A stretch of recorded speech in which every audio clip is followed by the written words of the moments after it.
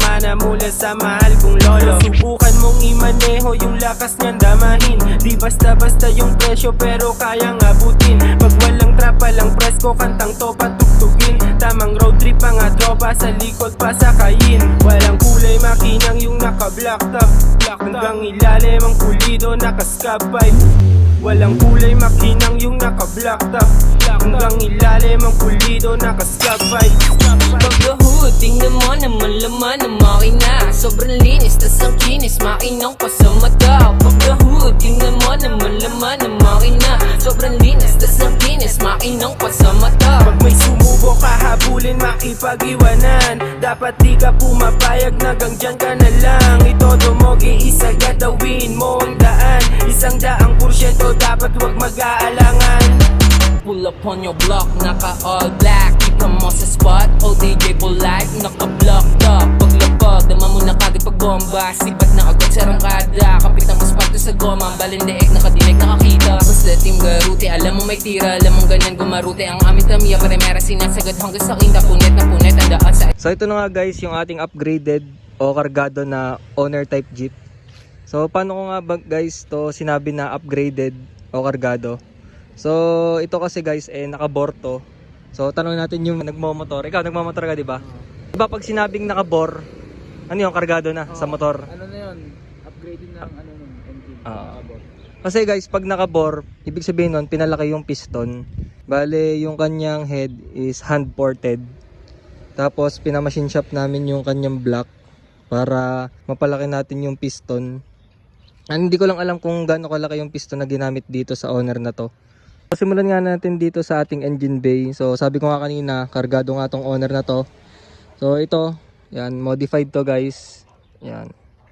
Yung mismo nagagawa ng owner ng Team Garute yung gawa niyan, father ko. Yan. Intake. Tapos naka ano tayo, stock lang yung ating carb. Tapos dito naman yung ating headers. Yan, naka headers tayo. Bale, itong headers natin ay 421. Yan, 421 headers. Tapos yon.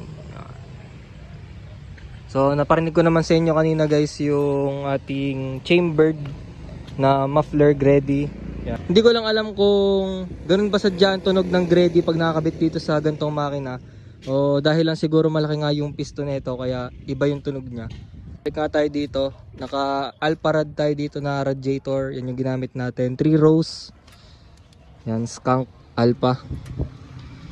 Tapos gumamit nga rin tayo ng support dito na Mutaru. Ito pang motor to. So modified din to guys. Dito namin siya dinikit. Yan. So yun lang naman yung meron dito sa ating engine. Yan. Wala namang sobrang ano dito sa engine natin. Hindi katulad ng mga 4 EFTE natin na madaming abubot. Ito talaga, ito dito general wiring lang yung ginagawa dito. O konti lang yung wiring nila. Yan o, kita nyo naman. Sobrang lit lang ng makina kasi nitong engine. Dito naman tayo sa labas. So dito nga sa harap, naka ano tayo, LED lights. Yan, sa mga gusto nga palang bumili niyan guys, meron yan sa Lazada. Yan, madami kasi nagtatanong kung saan doon nakakabili niyan. Tapos naka ano tayo, pang tamiya tayo na bumper. Tapos naka bull bar, tapos naka fog lights din tayo. So mapapansin nyo nga guys, hindi siya lowered. Yan kasi yung gusto nung nagpa-build sa amin. So lagi nga namin sinusunod guys kung anong gusto na nagpapabuild. Yan, kaya wala kami magagawa kung ganyang kataas yung gusto niya. So yung gap nga nito ay almost 4 finger gap. Yan. Tapos yung gulong nga pala na ginamit natin dito is yung X-Arrow ulit. Yan, sport truck. Tapos yung mags natin dito is Watanabe. Ito yung binili natin kay Kong. Yan, shoutout kay Kong. Tapos yung nagpaint nga pala guys ng ating kaha si Kuya Joy, yung katabi natin sa amin. Tapos yung naggawa nga pala ng bubong si Kuya Mario. Yan, shoutout kay Kuya Mario. Ito kasi guys natatanggal to. Naka-tornilyo lang siya dyan. Pwede siyang tanggalin kasi meron nga tayong pinakabit sa Aguila glass na acrylic glass. Yan. Kaso nga lang hindi siya okay ngayon kasi nga mainit. Kaya pinalagay ko yung bubong. Dati nga nakapag-paint na rin tayo ng ganitong camouflage. Ginaya nga natin dati yung kay Joel Tan. Pero ngayon nga hindi natin ginaya yung kay Joel Tan. Nagkaroon tayo ng originality dito sa owner na to. Bale yung may camouflage na color, eh yan ay galvanized. So semi-stainless tong owner na to. Tapos dito nga pala sa likod guys, naka-original tayo na tailgate. Tapos naka ano rin tayo, LED tayo na brake lights. At syempre yung ating papaangas dito sa owner, yung tunog, yan, Gredy muffler. Tapos dito nga pala sa ating roll cage, yan, kung mapapansin nyo nga, may dinagdag yung may-ari nito na paganito. Yan, dapat kasi guys, kalahating bubong lang to. Kung titingnan nyo nga, parang maliit lang yung build netong Tamiya na to. Hindi siya kagaya nung hindi siya kagaya ni B-Turbo na malapad tapos mahaba. Ito kasi, hindi rin siya malapad, hindi rin siya mahaba. Yan, ganyan yung parang tikya. Tapos dito naman sa loob, naka Recaro SR3. Ito naman yung laging nating nilalagay sa mga owner natin. Ito yung recommended namin kasi mas maganda nga yung driving experience dito sa SR3 na to. Hindi siya mabilis yumukyok. Yun. Tapos naka spoon tayo na manibela. Tapos naka quick release din tayo na Momo. Yan, tapos naka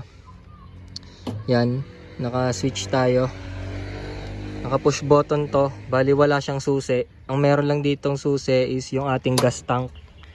Bali yung gas tank natin nga wala dito sa tabi. Kanya wala doon. Wala rin dito. Yun, nando doon.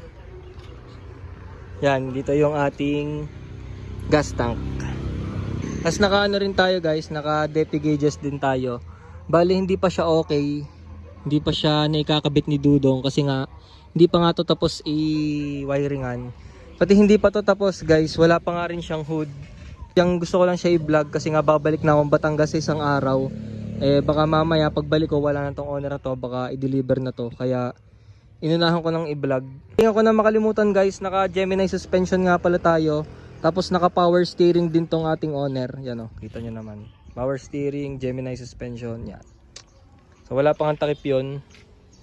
Yan, bali ang kulang na nga lang dito yung hood. Tapos i-retouch pa tong ating camouflage na paint.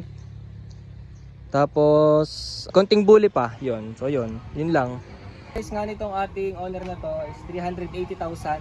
Yan, sa mga gusto nga pala magpa-build, yun yung presyo. So idadrop ko na yung price kasi nga madaming gusto magtanong kung magkano nga magpa-build ng ganitong owner. Ito nga pala mga tropa ko, si Gian, si Bruce Lee, naglalabas ng ano yan, ng tuwing gabi, Dakse. At ito si Waning. Boss, bilhin mo na yan. Okay, testingin mo. Makulit ka ha. Hoy, baka mag-atrataka ka. Nakababayad yan.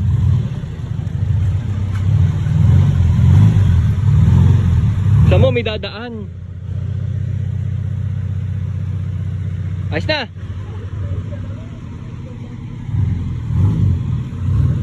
Hoy, bagay sa'yo. Bagay sa'yo pre. Oh, hindi yung pwedeng narurutin ah. Yung tamang ano lang, drive lang. Stock lang kasi yan. Bomba ng konti.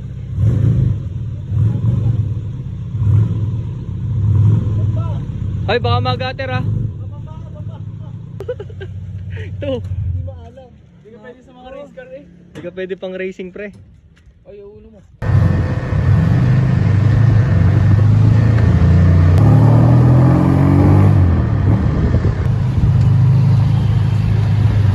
Bagal mo, bilis mo pa.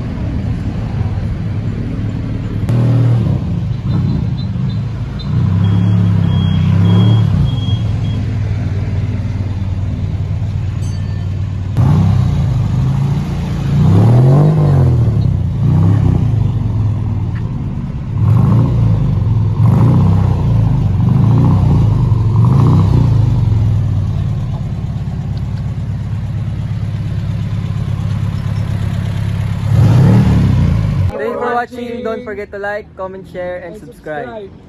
Pag the hood, tingnan mo naman laman ng makina. Sobrang linis, tas ang kinis, makinang pa sa mata.